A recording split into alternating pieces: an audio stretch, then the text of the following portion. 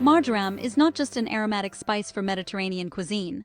Its subtle, sweet, spicy aroma, reminiscent of a mixture of thyme and cardamom, hides a powerful medicinal plant known to the ancient Greeks and Romans. Today, marjoram is once again returning to the focus of attention due to its unique composition and a wide range of therapeutic properties, from improving digestion to supporting the nervous system. Marjoram grows in warm regions in Central Europe, the Middle East, North Africa, and southern Russia. For medicinal purposes, the tops of the stems with leaves and flowers are harvested. It is in them that the maximum of useful substances is concentrated. Young shoots are rich in rutin, which strengthens blood vessels, vitamin C, carotene, as well as tannins, pectins, and pentosans. But the main treasure of marjoram is its essential oil, which contains terpinene, pinene, sabine, borneol, and phenols, which determine its healing effects. Marjoram has, antiseptic, anti-inflammatory, antispasmodic, analgesic, mucolytic, and diuretic effects. It stimulates the secretion of gastric juice, which makes it pretty much indispensable for hypoacid gastritis, or gastritis with low acidity. To do this, just prepare an infusion. Pour 4 teaspoons of herbs into a glass of boiling water, let it sit for about an hour, and then drink 50 milliliters before meals, 4 to 5 times a day.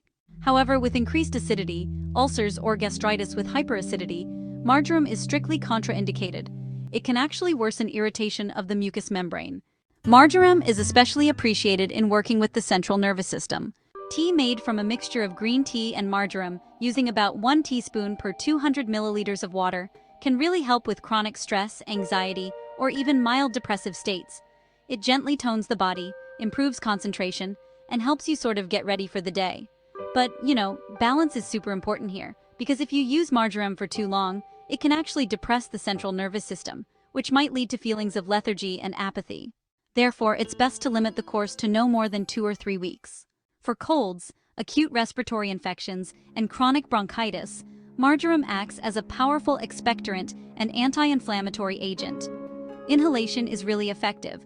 Just use 4 or 5 drops of essential oil per 3 liters of hot water, and breathe in the steam for about 5 minutes, taking breaks as needed.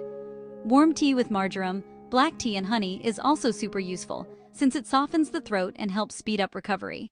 Many women have noticed that marjoram can really help with menstrual disorders and those painful periods. A warm tea made with marjoram, black tea, and a bit of honey, and enjoyed under a cozy blanket, can help relieve cramps, normalize hormones, and calm the nervous system. Marjoram oil, which is made by combining 1 part of the herb with 5 parts olive oil and letting it sit for 20 days, is often used for the skin and blood vessels. People use it in massages and for the mild stage of varicose veins because it has this nice anti-inflammatory and firming effect on the capillaries.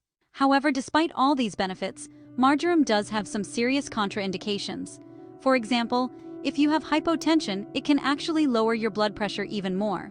It also increases blood clotting, so it's not suitable for those with increased clotting or thrombophlebitis.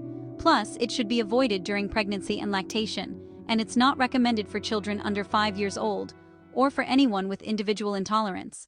So, marjoram isn't just an herb. It's actually a pretty powerful phytotherapeutic tool, and it really deserves a respectful and informed approach.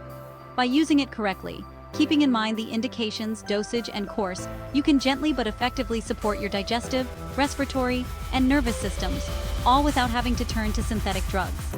And honestly, the most important thing to remember is that even the most beneficial plant can become harmful if it's overused.